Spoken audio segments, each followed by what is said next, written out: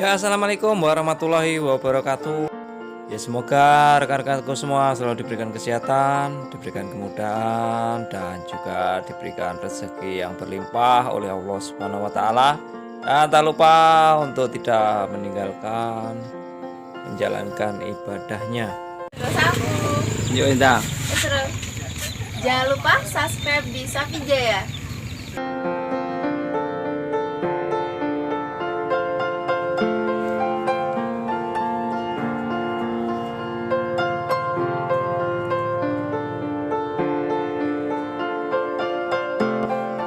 Dan hari ini saya akan review yaitu tentang sapi yang broyong ya, atau prolap. Jadi sekarang banyak sekali ya kasus seperti ini, kasus sapi broyong atau prolap yang terjadi di petani ya.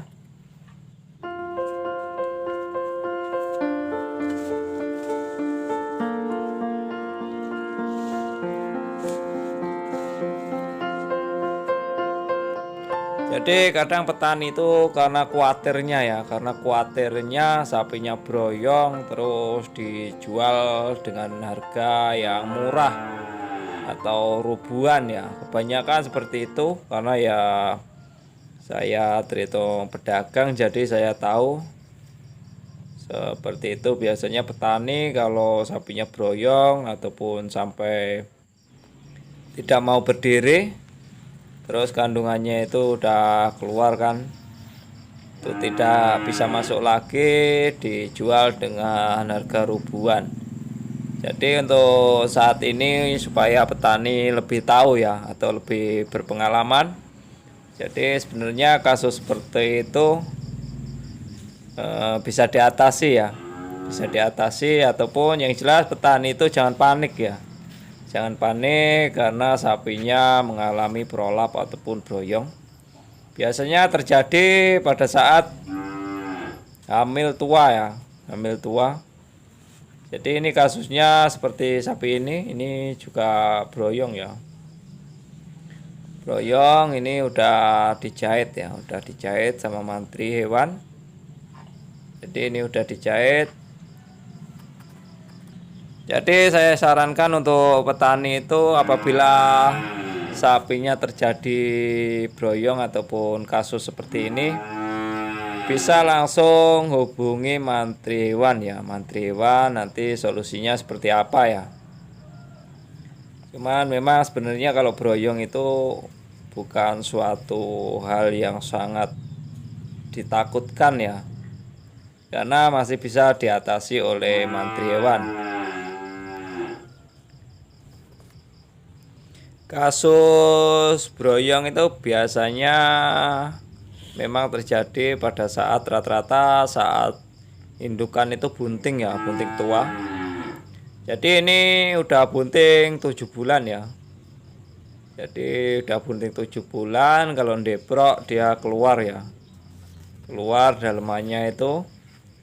Jadi kasusnya kalau tiap hari suruh masukan, nanti kalau ndeprok keluar lagi masukan, yang jelas makan waktu, kita juga nggak bisa nungguin terus. Jadi solusinya ini karena udah agak lumayan parah, jadi dijahit ya, dijahit sama mantri. Tapi kalau belum parah bisa aja ya kita tangani itu.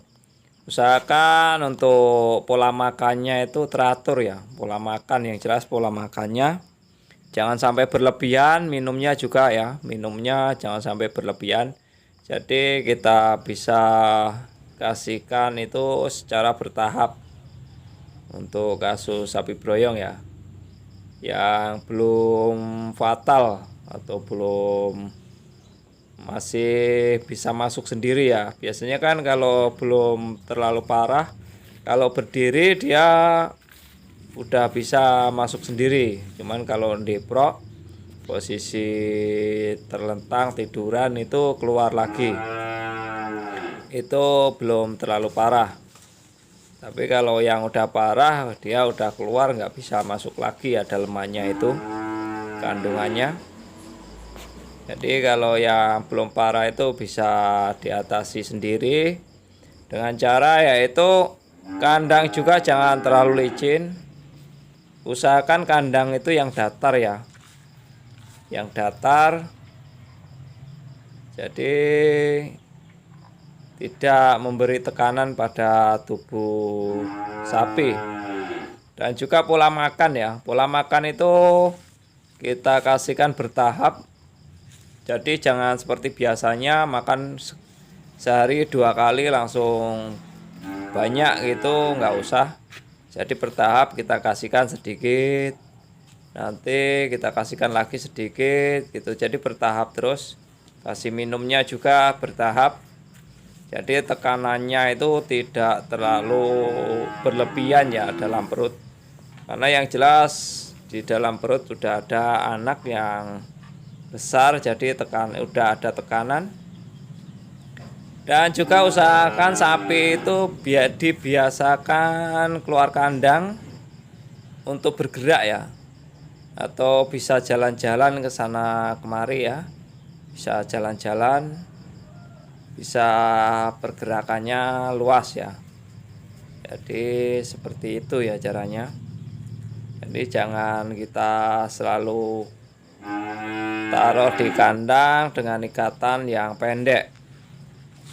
Jadi usahakan biar sapi itu bisa bergerak bebas. Itu cara mengatasinya ya.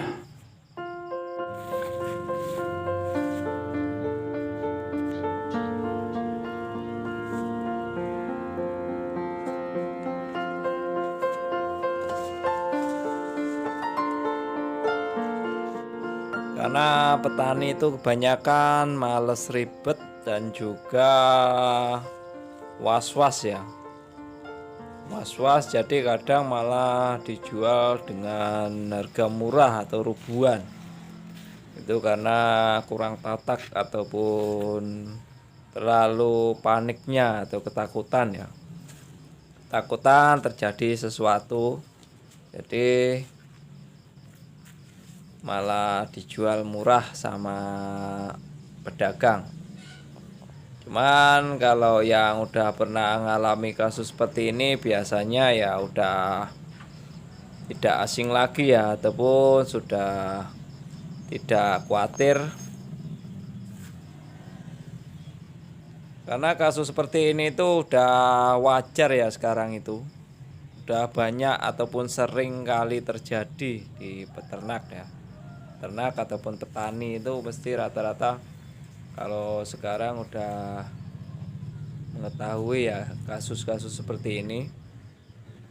Karena walaupun indukan pernah broyong itu masih bisa untuk di breeding lagi ya, masih bisa untuk diperanakan lagi.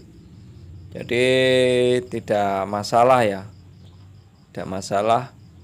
Misalkan seperti ini nanti kalau birahi masih bisa disuntik lagi. Dan juga untuk tahun depan itu belum tentu ya akan kasus seperti ini lagi. Karena faktor ya jelas faktor kadang anaknya kita isi itu anaknya pertumbuhannya terlalu besar ya. Kadang seperti jenis metal itu kan terlalu besar. Jadi solusinya untuk yang kedua bisa kita isi yang lebih kecil ya, jenis pedetanya misalkan kita isi, kita IB dengan limusin itu. Dan demikianlah ulasan saya mengenai kasus indukan hamil tua yang mengalami prolap ya ataupun broyong. Dan apabila ada rekan-rekan ataupun ada masukan dari rekan-rekan semua, monggo silahkan tinggalkan jejak di kolom komentar biar kita sama-sama belajar dan juga bisa menambah wawasan kita ya. Dan saya rasa saya akhiri dulu untuk review hari ini dan saya akhiri. Akhirul kalam wabillahi taufik wal hidayah. Wassalamualaikum warahmatullahi wabarakatuh.